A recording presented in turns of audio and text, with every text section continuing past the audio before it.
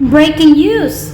Bahay ni Harry Roque sa Tuba, Benguet, sinalakay ng mga autoridad at may nahuling 2 illegal Chinese nationals na sinasabing konektado sa Pogo ang nagtatago.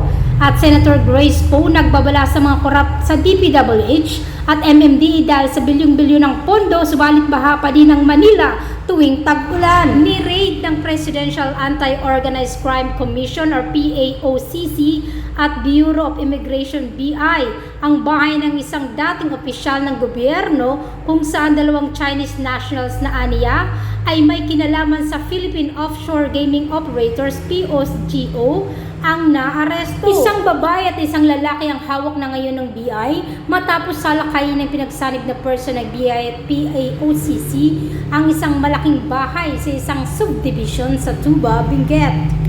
Sa inisyal na impormasyon ni BI spokesperson Dana Sandoval, nahaharap ang mga naaresto sa kasong paglabag sa immigration law matapos walang maipakitang mga kaukulang dokumento ng kanilang pananatili rito sa Pilipinas. Sinabi naman ni PAOCC Executive Director Uzek Gilbert Cruz na nakatanggap sila ng tip na nagtuturo sa 2 Chinese national na sinasabing may kaugnayan pa rin sa operasyon ng Pogo na nagtatago sa tinutukoy na bahay.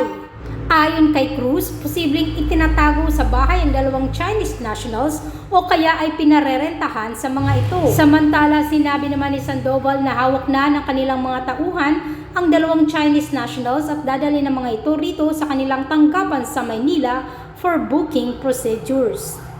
Inanod na rin ba ng baha ang bilyong-bilyong pondo para sa flood mitigation? Pinuna ni Senator Grace Poe ang kasalukuyang budget para sa pagkontrol sa baha at sinabing ang lumalalang pagbaha sa Metro Manila ay hindi sumasalamin sa dumaraming pondo na inilalaan para sa mga proyekto sa pagkontrol sa baha taon-taon. Sa isang pahayag ng Biyernes, July 26, nagpahayag si Poe ng pagkabahala na ang mga nagbabayad ng buwis ay naiwan na magdusa sa pamamagitan ng mga nakakapinsala at nagdadala ng sakit na baha sa kabila ng malaking budget para sa pagbawas sa baha. Na kinu-question ang bisa ng bilyon-bilyong pisong ginastos sa mga proyektong ito.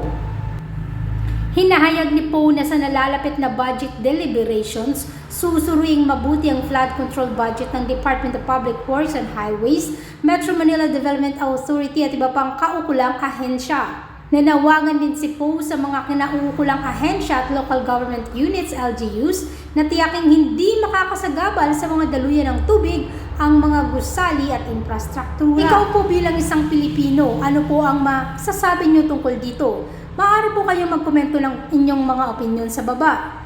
Kung bago po kayo sa aking channel, huwag kalimutang i-like ang video na to, mag-subscribe at i-click na rin ang notification bell para updated po tayo sa mga susunod kong video. Maraming salamat po!